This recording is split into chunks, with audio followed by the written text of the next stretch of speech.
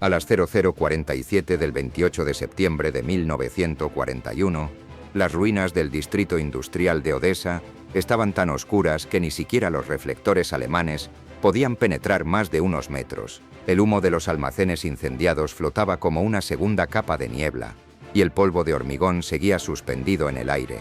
En ese silencio sofocante, una francotiradora soviética de 25 años, Ludmila Pavlichenko, se arrastraba por una cinta transportadora derrumbada, deslizando su Mosin Nagant entre ladrillos rotos.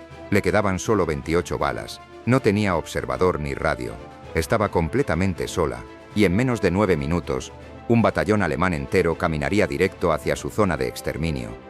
Llevaba despierta 31 horas. Su división había sido golpeada por un incesante fuego de artillería que la expulsó de la cuarta línea defensiva hasta las fábricas abandonadas del este de la ciudad.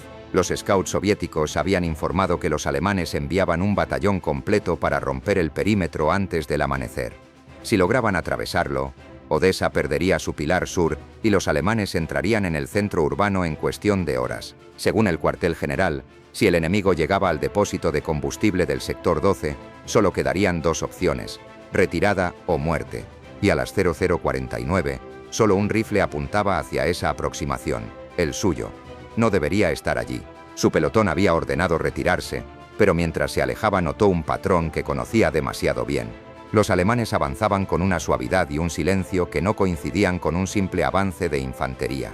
Era una formación diseñada para enfrentar francotiradores, no para tomar un sector vacío. Era un empujón decisivo, y si llegaban sin resistencia, chocarían directamente contra el flanco agotado de dos compañías soviéticas que ya apenas podían mantenerse de pie. Detrás de ella, 140 soviéticos intentaban reorganizarse sin municiones, mientras los refuerzos más cercanos estaban inmovilizados a 6 kilómetros de distancia. Así que Ludmila desobedeció, atravesó una brecha en un muro destruido y se acomodó en lo que quedaba de un taller de máquinas arrasado 2 días antes. Pronto escuchó las botas alemanas, un ritmo metálico que retumbaba en los pasillos vacíos. Su respiración se redujo a cálculos, distancias, ángulos, ecos, riesgos. Las ruinas, caóticas para cualquiera, para ella eran geometría pura. Recordaba cada superficie capaz de generar un eco útil. Había identificado 27 puntos acústicos capaces de hacer creer que había varios tiradores. Era una ilusión peligrosa, pero su única ventaja. A las 00:53 vio la primera sombra alemana cruzar una ventana rota. 10 exploradores avanzaban sin esperar resistencia. Esa arrogancia le regaló 5 segundos, suficientes para abrir fuego. Su primer disparo cayó como un trueno metálico e hizo desplomarse al explorador. El segundo rebotó en una viga y sonó detrás de ellos. El tercero, desde arriba. Los alemanes se dividieron. Justo lo que necesitaba. Una formación partida ya no puede apoyarse entre sí. A las 00:55, se movió 5 metros y mató a un segundo objetivo. Los ecos hicieron que los alemanes dispararan a ciegas hacia el techo, gastando munición sin sentido. A las 00:56, un suboficial gritó la orden de avanzar, pero lo hicieron demasiado rápido, dejando huecos peligrosos. Ludmila castigó cada error. 2 disparos, 2 ecos, un tercer hombre abatido. La ráfaga alemana de respuesta golpeó el hormigón en la dirección equivocada. En ese punto, ya no buscaban al tirador, huían de los fantasmas que ella fabricaba. A las 00:57 volvió a moverse. Un disparo contra una viga de soporte generó un rugido que hizo creer al batallón que había otro francotirador en un nivel superior. La mitad se retiró, la otra mitad avanzó desordenada, sin cohesión. En solo 4 minutos, Ludmila Pavlichenko había roto la voluntad colectiva de un batallón entero. El terreno era un laberinto de techos hundidos, vigas retorcidas y pasillos destruidos. Para un soldado común, era un infierno. Para ella, un mapa acústico. Sabía qué escaleras tenían retrasos de sonido, qué metales generaban ecos falsos y qué paredes huecas transmitían el disparo más lejos de lo normal. Llevaba 2 días luchando en ese mismo terreno. Lo conocía como si lo hubiese construido ella misma. Los alemanes llevaban semanas atacando Odesa. No eran imprudentes, solo estaban convencidos de que la ciudad estaba al borde del colapso. La inteligencia alemana creía que apenas el 40% del flanco sur soviético seguía operativo. Por eso el comandante del batallón apostó por un asalto nocturno. Estaba seguro de que no había fuerzas suficientes para detenerlos. Y sobre el papel, tenía razón. Pero los mapas alemanes mostraban la fábrica como un espacio abierto, cuando en realidad era un laberinto perfecto para un francotirador experimentado. Los scouts no detectaron actividad soviética significativa después de medianoche y asumieron que el sector había sido abandonado. Avanzaron confiados, sin saber que estaban entrando en el único escenario urbano donde un solo rifle podía ser más peligroso que un regimiento entero. En la retaguardia, ingenieros soviéticos desarmados intentaban construir una línea de repliegue. Si el batallón alemán los alcanzaba, morirían en segundos. Ninguno sabía que la única razón por la que seguían vivos era una mujer escondida entre los restos de un taller con 24 balas y una voluntad inquebrantable. Odesa llevaba 54 días bajo asedio. Más de 600 bombardeos, barrios arrasados, soldados agotados que dormían 4 horas por noche y usaban su cuarto o quinto rifle destrozado por el uso continuo. Si los alemanes lo tomaban, abrirían una ruta directa al cuartel general del Comando Sur. Y si caía, toda la defensa se derrumbaría al amanecer. Estratégicamente, los alemanes eligieron el lugar correcto. Tácticamente cometieron un solo error: entrar en la oscuridad confiados, sin saber que allí los esperaba Ludmila Pavlichenko, una de las francotiradoras más letales del Ejército Rojo. A la 1 de la madrugada, Pavlichenko volvió a moverse, deslizándose entre tablas rotas. Escuchó a los alemanes avanzar y distinguió su número por la cadencia de los pasos, el espaciamiento por los ecos y su confianza por la falta de cautela. Creían que la noche les pertenecía. Creían que el campo de batalla era suyo. Estaban equivocados. A la 1:05, Ludmila Pavlichenko ya había trazado el terreno en su mente con la precisión de un fotógrafo y el instinto de un cazador. Lo que estaba por hacer no figuraba en ninguna doctrina soviética ni había sido enseñado a ningún francotirador. No era una táctica, sino una improvisación nacida de la presión, la intuición y la experiencia. Pero para ejecutarla, debía comprender cada variable. Cómo convertir un solo rifle, 20 balas y una fábrica destruida en un arma capaz de confundir a 500 soldados alemanes. A la 1:16 hizo una última prueba. Arrojó un trozo de varilla contra un marco oxidado. El sonido viajó por el pasillo, rebotó en la pared del fondo y se dividió en 2 ecos distintos. Uno provenía de una pared sólida, el otro más agudo, de una viga colapsada. 2 futuros espejos sonoros. Luego golpeó una caja de engranajes rota con su bayoneta. El ping metálico se deslizó por un conducto de ventilación, reapareciendo 40 metros al norte. Había encontrado un amplificador natural. Con un disparo dirigido a ese punto, podría simular fuego proveniente desde lo profundo del edificio. Llevaba días estudiando cómo la arquitectura transformaba los sonidos, cómo un pasillo hacía más pesados los pasos, cómo una ventana rota convertía un susurro en un eco hueco, cómo los cráteres de artillería producían resonancias profundas al recibir cualquier impacto. Esos detalles, ignorados por la mayoría, serían la clave. El plan era simple. No dominaría al batallón. Lo engañaría. Los haría creer que 3 o 4 francotiradores soviéticos, no uno solo, estaban apostados en diferentes puntos de las ruinas. Un batallón que cree estar bajo fuego múltiple pierde cohesión. Sus comandantes dudan, su formación se dispersa, la confusión supera a las órdenes.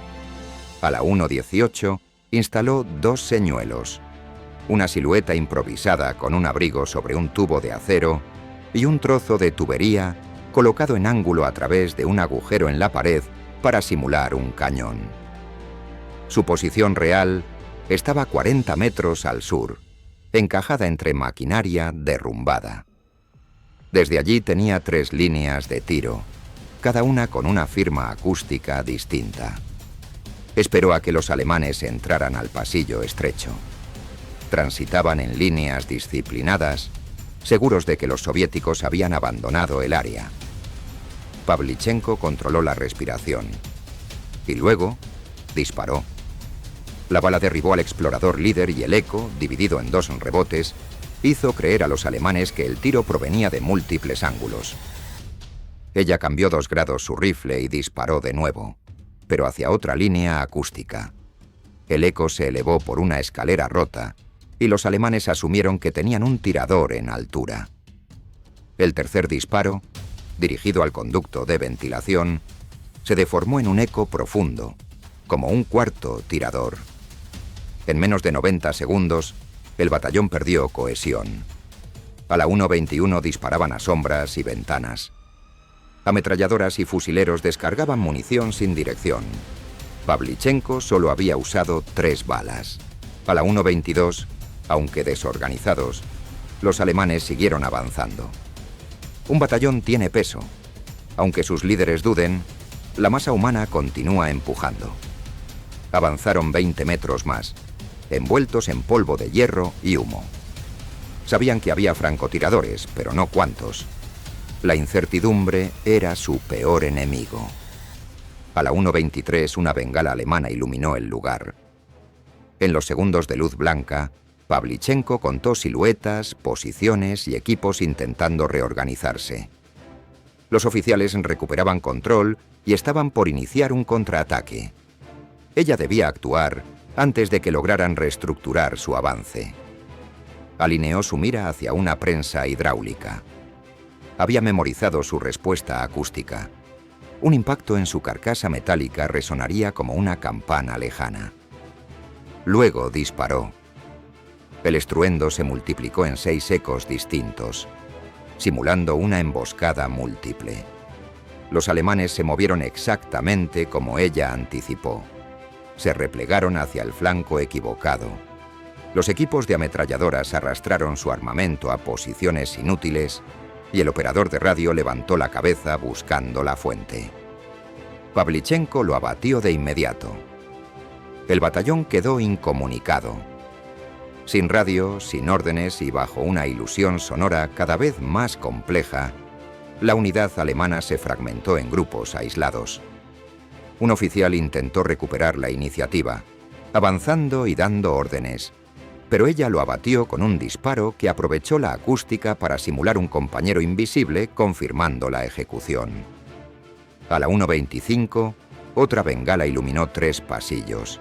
Pavlichenko localizó por fin al equipo pesado, 2 MG-34 y un mortero. Si lograban instalarse, la confusión no bastaría para frenar el poder de fuego. Tenía segundos. Se movió hacia atrás, se ocultó tras un tambor derrumbado y buscó un ángulo estrecho entre 2 vigas caídas. No apuntó a los artilleros, sino al trípode metálico. El impacto produjo un crujido que imitaba fuego de supresión proveniente de altura. Las tripulaciones se agacharon, dejaron caer cajas de munición y el equipo de mortero se dispersó. Bajo esa presión imaginaria, el batallón terminó de desintegrarse. Ya no avanzaban. Se replegaban sin dirección dentro del laberinto de ruinas.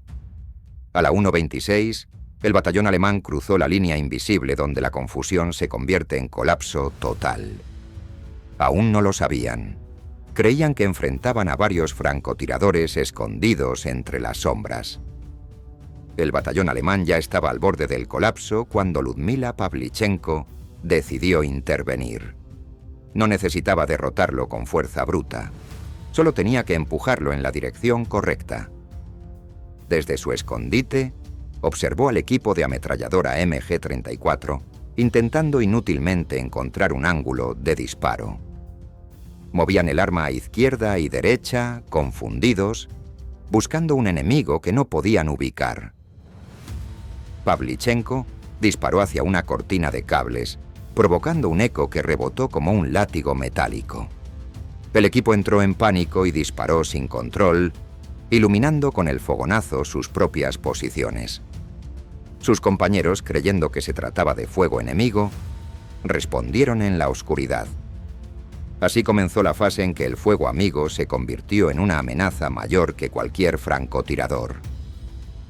Pavlichenko se desplazó hacia otra posición más al sur, moviéndose con precisión quirúrgica, como si conociera cada centímetro del terreno. Se deslizó bajo losas rotas y emergió detrás de una grúa derrumbada, un lugar perfecto para ocultarse y amplificar ecos. Desde allí abatió a un soldado alemán agachado tras una caja, pero el eco de su disparo viajó en otra dirección, haciéndoles creer que los estaban atacando desde el entrepiso. La confusión aumentó. Un joven oficial alemán intentó recuperar el control. Seguro de sí mismo y amparado en la doctrina, ordenó avanzar para reorganizar filas. Para Pavlichenko, él no era un objetivo prioritario, sino una señal. Si lograba imponer orden, la unidad podría recomponerse. Lo abatió en el instante en que quedó expuesto bajo un rayo de luz de luna. La formación, ya tensa, se quebró. Un grupo comenzó a retirarse hacia la entrada, mientras otro avanzaba sin saber que el resto se había separado. No quedaban oficiales para guiarlos.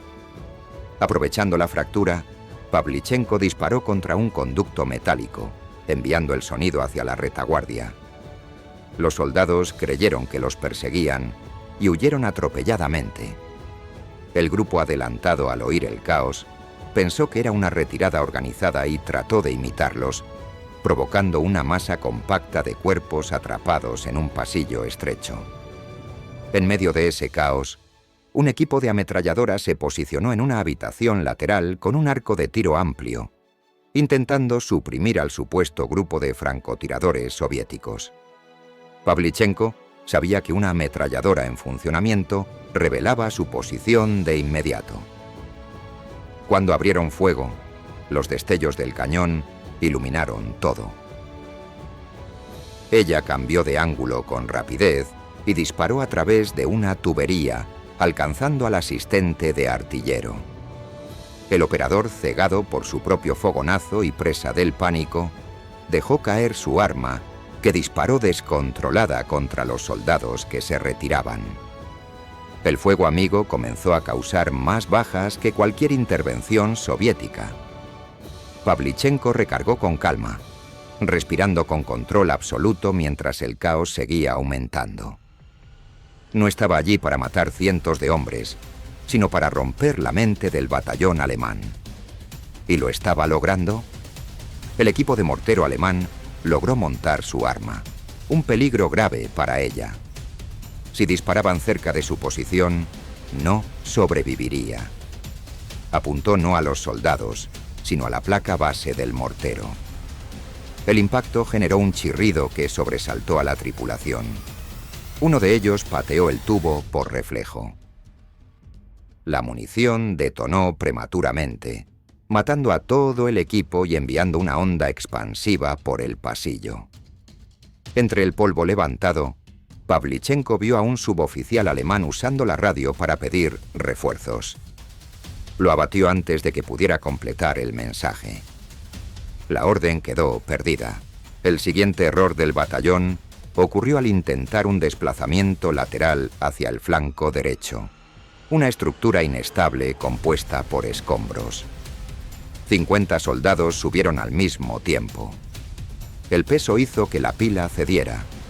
Los que estaban arriba cayeron sobre los de abajo, creando un derrumbe de cuerpos y rifles. Pavlichenko aprovechó el instante y disparó hacia la pendiente, generando un eco que sonó como si dos francotiradores estuvieran disparando desde arriba. La unidad entró en pánico y se lanzó cuesta abajo, chocándose entre sí. Cuando un nuevo equipo de ametralladora abrió fuego desde la izquierda, Pavlichenko disparó al cinturón de munición, rompiéndolo y atascando el arma. El artillero intentó recuperarla, pero ella lo abatió antes de que pudiera reaccionar. A esa altura, la cohesión alemana había desaparecido. Los soldados ya no se movían como unidad. Se dispersaban, arrastraban heridos, abandonaban armas y gritaban por órdenes de oficiales que ya estaban muertos. Pavlichenko no los había destruido con balas, sino con terror psicológico. Cada disparo parecía venir de un lugar distinto. Cada eco creaba la ilusión de múltiples tiradores invisibles. Había convertido su rifle en una división fantasma. El comandante del batallón finalmente ordenó la retirada, pero la salida estaba bloqueada por escombros, cuerpos y soldados desesperados empujándose sin control. Pavlichenko disparó a una caja para generar una ráfaga de ecos y luego a la linterna de un oficial, cuya explosión iluminó las sombras como garras. Los alemanes creyeron que los francotiradores los habían marcado para incendiar la zona. El pánico se multiplicó. Muchos fueron pisoteados mientras intentaban escapar del lugar.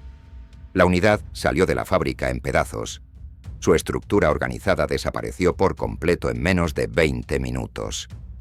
Una sola francotiradora había desmantelado la capacidad de combate de una fuerza 30 veces más numerosa.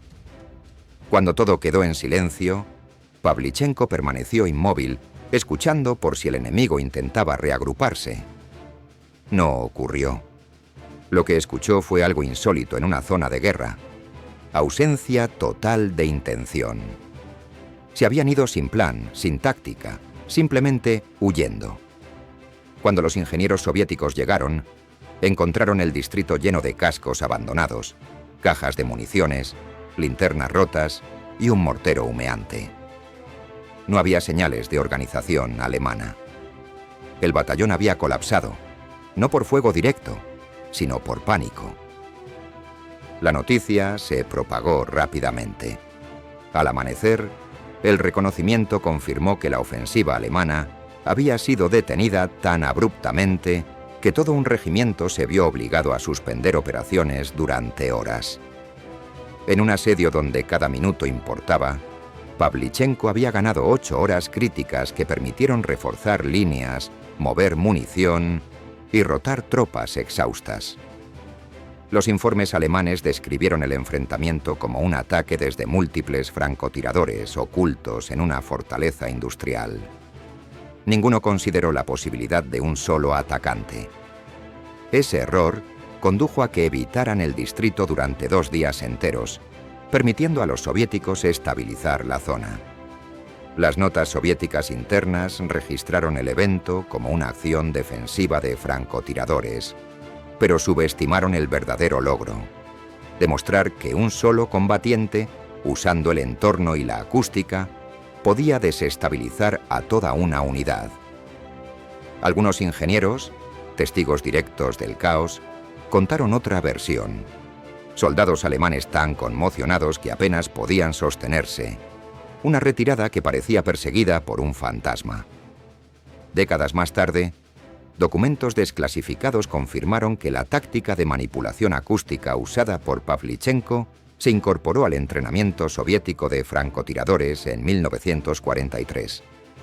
Con el tiempo, este principio se extendió a doctrinas modernas de varias naciones.